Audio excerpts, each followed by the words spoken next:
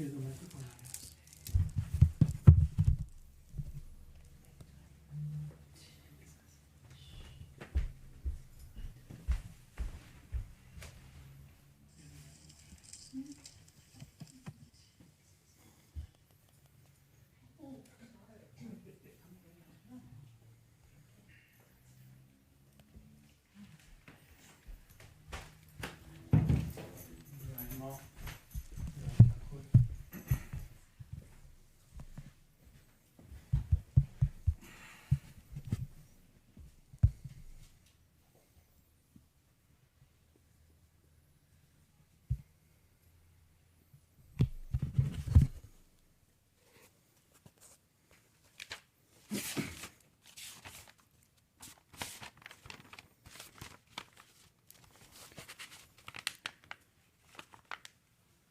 Om Tavagatam Ritam Dapta Jivanam Gavibirditam Garbhashabaham Shravana Mangalam Shrimadatam Bhuvi Gridanti Buridajanaha.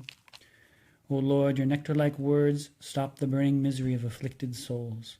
Your words, which the poets have sung in verse, vanquish sins forever.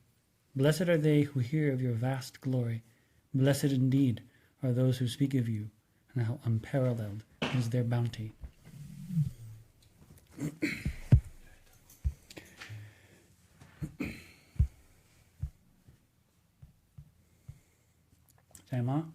So we're continuing. Last week we left off on section 5 of chapter 4. So as we said last week, this chapter was very difficult to translate. It's a very dense chapter. It starts off with a very heavy topic. Last week we saw, first they talked about suicide, and then the topic was intense renunciation, and now we'll see this week, tonight, there'll be a lot of technical terms. They go into kind of some of the Vaishnava terminology for the different types and stages of devotion, bhakti. So as last week we had 5 sections that took a half hour, and it was very dense. So tonight there's just 2 sections that will take about a half an hour. So these are longer sections, but also very dense.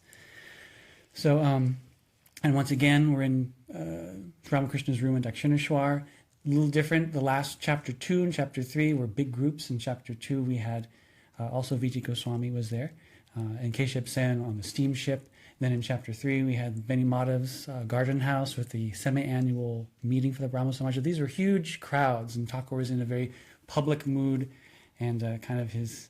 it was a very different mood. This is more intimate, and it's just a small handful of people in his room. So the mood's a little different.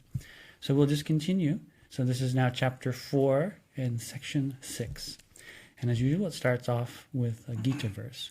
And the Gita verse is chapter 3, verse 27. Excuse me.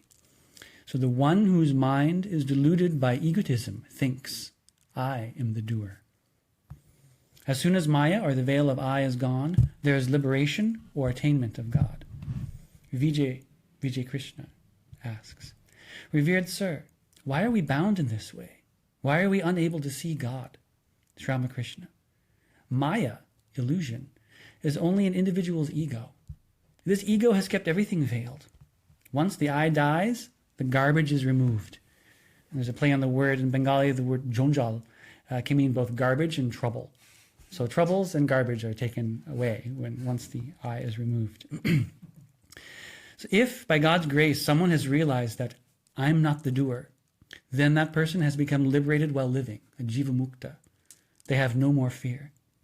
It's as if this Maya, or I, is like a cloud. Because of an insignificant cloud, the sun can't be seen. As soon as a cloud has passed by, the sun can be seen. If, by the Guru's grace, just once this I consciousness goes away, then there's the vision of God.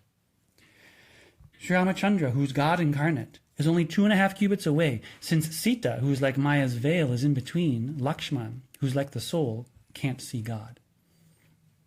For those of you who have read Be Here Now by Ram Das, he references this scene. So you have Ram walking, and then in between, next is Sita, and then last is Lakshman. There's even a picture depicting that scene. So Thakur continues. Look at this. I'm hiding with this towel in front of my face, and you can't see me, yet I'm so close. In the same way, God is the closest of all, yet because of this veil of Maya, you can't see her. All individuals, though, are in their nature, in their true nature, Satchidananda, existence, consciousness, bliss.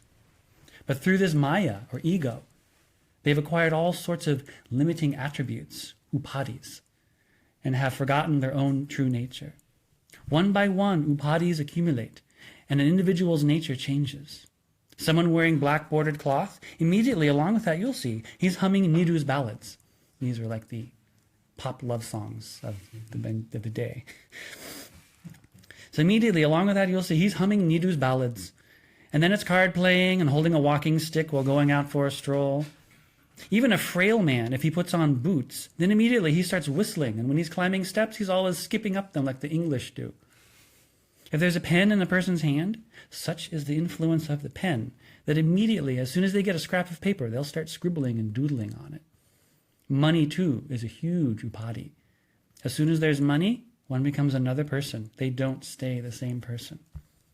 That last sentence is in bold in Bengali. Thakur continues. A particular Brahmin used to come around here. Outwardly, he was quite humble. After a few days, we went to Kanagar with Hridoy. As we're getting off the boat, I see that Brahmin sitting on the bank of the Ganga. Perhaps he was enjoying the fresh air. Seeing us, he says, "Hey there, Thakur, so how are you?" Hearing the tone of his words, I said to Hridoy, "Hey, Hridoy, I think that person's come into some money. That's why he talks this way." Hridoy started to laugh. Thakur continues. A frog had a rupee. His rupee was in his hole. An elephant crossed over the hole as it was going along. Then the frog came out and very angrily started making kicking gestures at the elephant. And he said, "You've got such nerve, you go walking over me." Such is the ego of money. The 7 planes. When the ego leaves, the state of knowing Brahman. Thakur continues. Once wisdom is attained, the ego is able to leave. Once wisdom is attained, there's the state of samadhi. Once there's a state of samadhi, then the I goes away. This attainment of wisdom is very hard. It's in the Vedas that once the mind reaches the 7th plane, then there's samadhi. As soon as there's samadhi, then the I is able to leave. When the mind's usual, where is the mind's usual dwelling place? The first 3 planes. The penis, the anus, the navel. These 3 planes. Then the mind's attachment is only to the world, to kamini kanchan, lust and greed. When the mind dwells in the heart, then there's the vision of divine light. That person has the vision of light and says, "What's this? What's this?" After that is the throat. When the mind dwells there, then you only want to talk and hear about God. When the mind goes to the forehead, between the eyebrows, then there's the vision of the form of Satchit Ananda.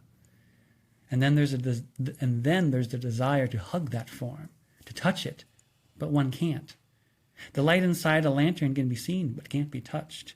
You feel like, I'm touching it, but it can't be touched. When the mind goes to the 7th plane, then the I no longer remains, and there's samadhi. Vijay. After reaching that place, and there's knowledge of Brahman, what does a person see? Sri Ramakrishna. When the mind has reached the 7th plane, what happens can't be spoken with the lips. Once a ship goes into the black waters, it never returns. News of the ship can no longer be received, and so news about the ocean can't be received from the ship. A doll made of salt had gone to measure the ocean. But as soon as it got in, it melted. Who will deliver the news about how deep the ocean is? The one who would have delivered it has dissolved. At the 7th plane, there's the destruction of the mind, and there's samadhi. What's felt can't be spoken with the lips. But I does not go. Rascal I, servant I. Thakur continues.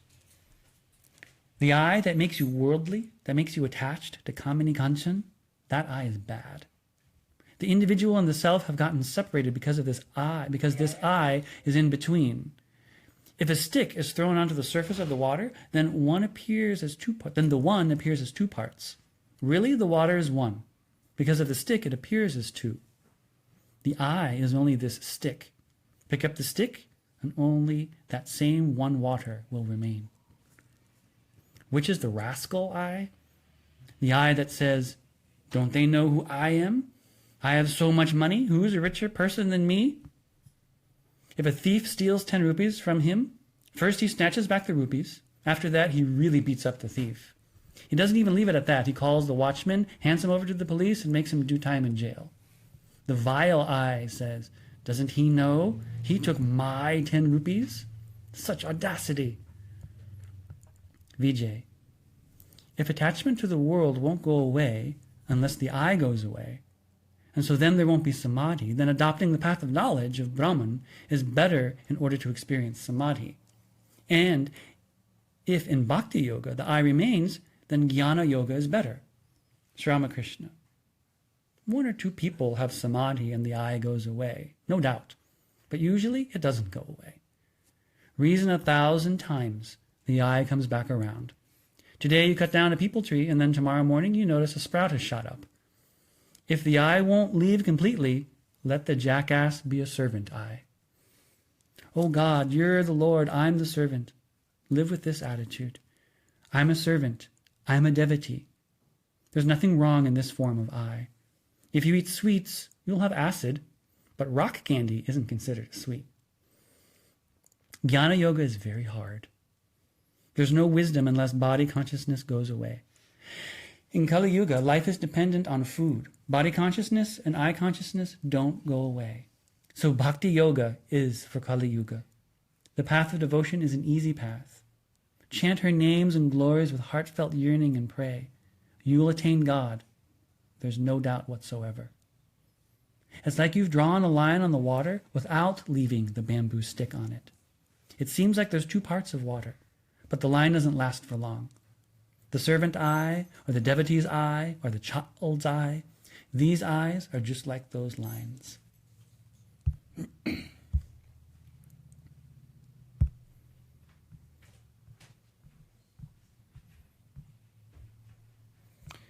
Chapter 4, Section 7. Starts off with a quote from the Gita, from chapter 12, verse 5.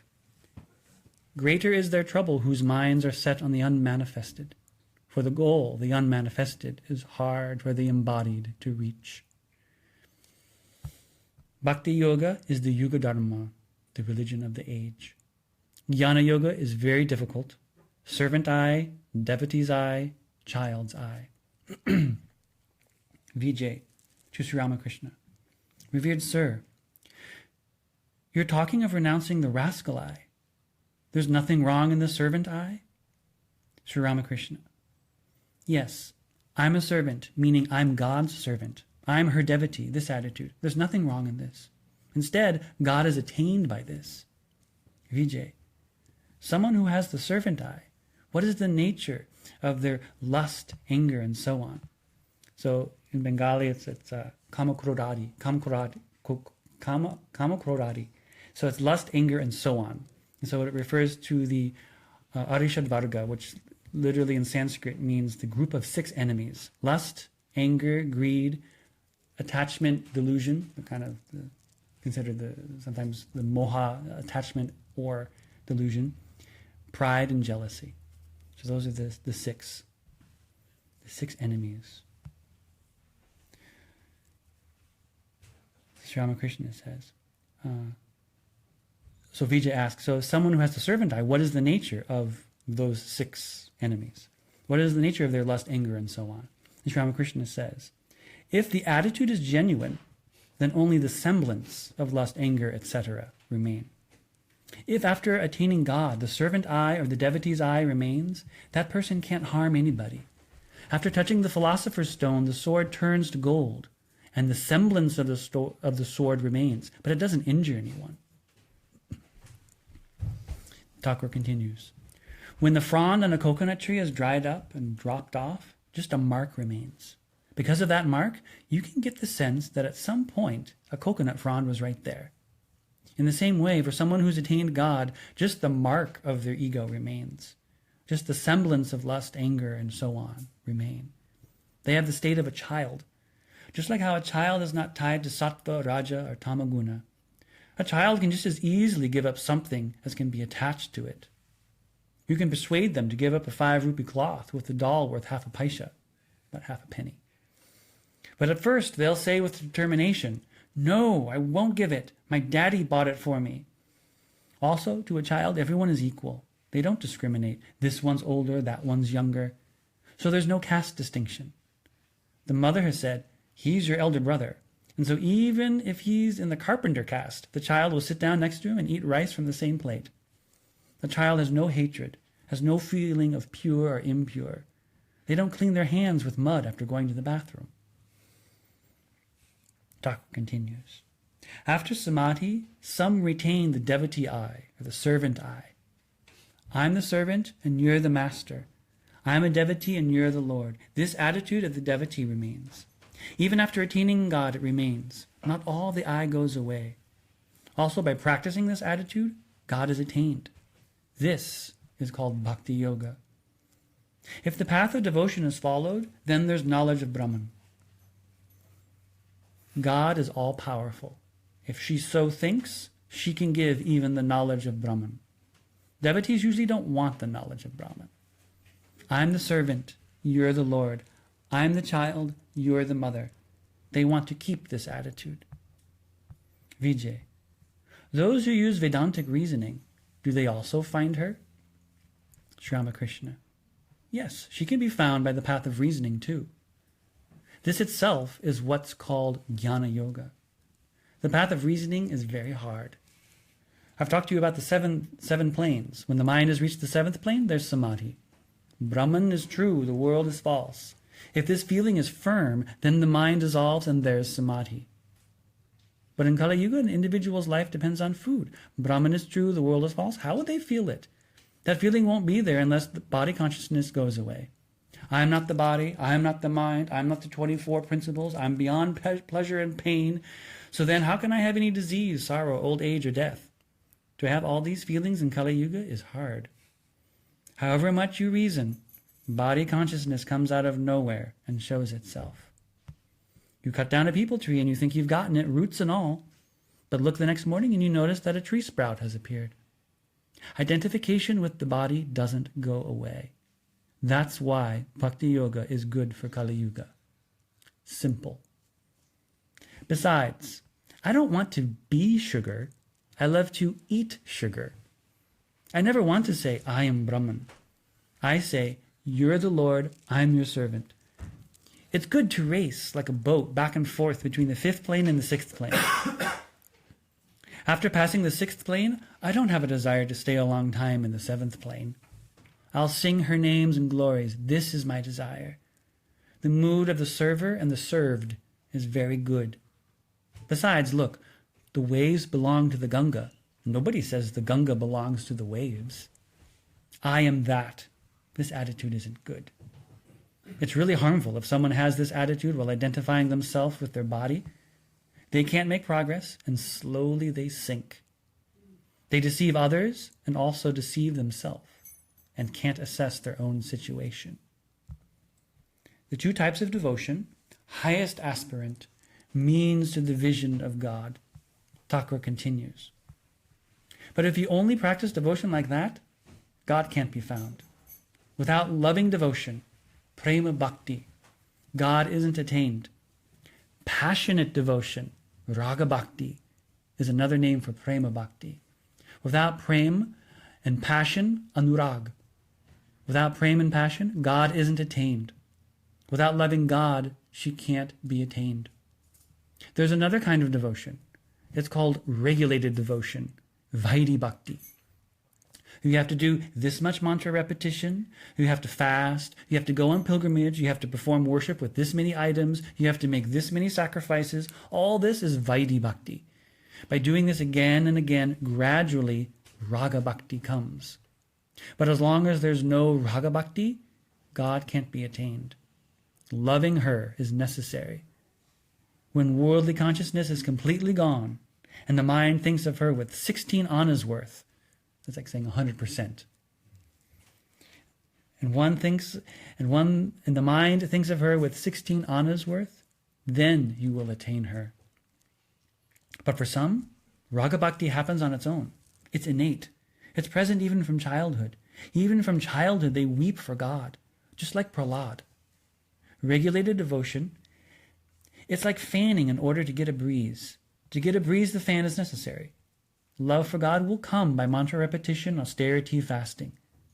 But if the southern breeze is blowing on its own, people throw the fan away. If longing, prema bhakti, and prema bhakti for God come naturally, actions like repeating a mantra and so on are given up.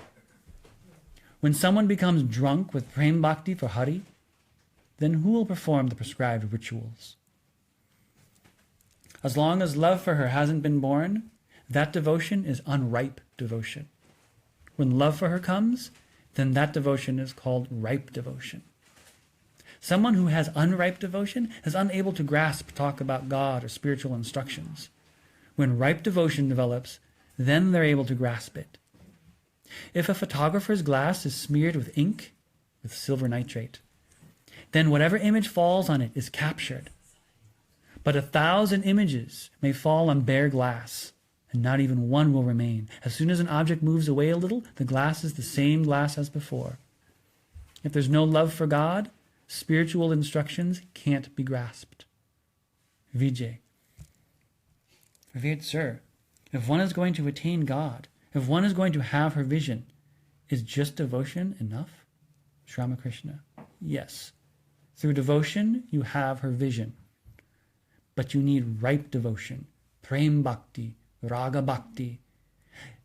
Only if this devotion comes does love for her come. It's like a child's love for their mother, a mother's love for her child, a wife's love for her husband. When this love, this raga bhakti comes, then the attraction of Maya for wife and son, relatives and friends doesn't remain. Compassion, daya, remains. The world feels like a foreign land, merely a place to work. It's like having a home in the country, but Calcutta is your place of work. You have to rent a place in Calcutta in order to work. When love for God comes, attachment to the world, material consciousness, will go away completely. If just a trace of material consciousness remains, you don't have her vision. If you strike a wet matchstick 1,000 times in any way, it won't light. You'll just lose a stack of sticks. A mind attached to the material world is a wet matchstick. When Srimati Radhika said, "Everything I see is full of Krishna," her friends said, "Where? We can't see him. Are you raving mad?" Srimati said, "Friends, apply the coal of passion around your eyes and you will see him." To Vijay. It's in one of your Brahmo Samaj songs. And Thakur quotes the song. "O Lord, without passion can sacrifice and rituals ever let us know you?" Thakur says, if just once there's this passion, this prema, this ripe devotion, this love, then she manifests both with form and without form.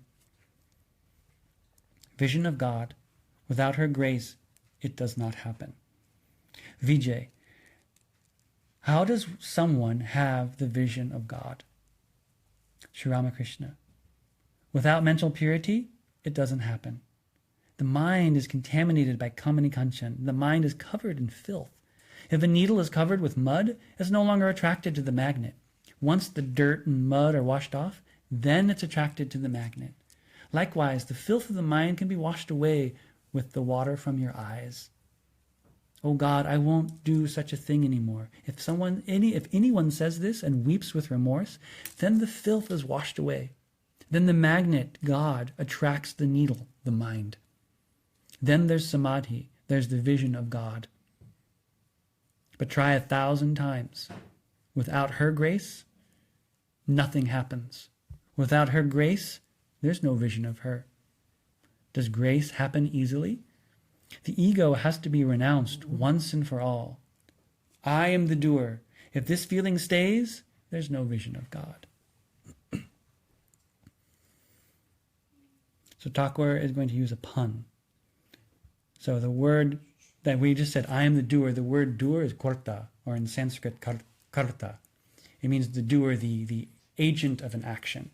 But in Bengali, it can also mean boss or master. So in this next little, the next few sentences, he's going to play on the word korta. So Thakur says, I am the doer. If this feeling stays, there's no vision of God.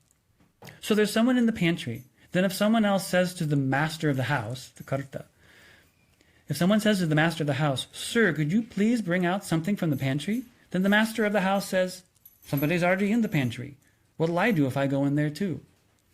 God doesn't come easily into the heart of someone who's gone and made themselves the master. As soon as there's grace, there's her vision. She's the sun of knowledge.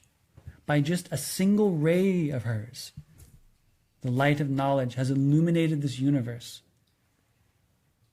Only then are we able to know each other and acquire so many types of knowledge in this universe. If just once she holds her light up to her own face, then her vision is attained. Sergeant Sahib, the night watchman, he goes around at night in the dark, lantern in hand. No one's able to see his face, but by that very light, he can see everyone's face, and everyone can see each other's face. If someone wants to see the sergeant, then they have to pray. They have to say, Sahib, please just once, turn the light on your own face, on yourself, just once, let's see. You have to pray to God. Lord, please hold the light of knowledge up to yourself, so I may have your vision. Thakur continues. If no light is burning in a house, that's a sign of poverty. So you have to light the lamp of wisdom within the heart. And then he quotes a song. Light wisdom's lamp in your home, and behold the face of she who is full of Brahman.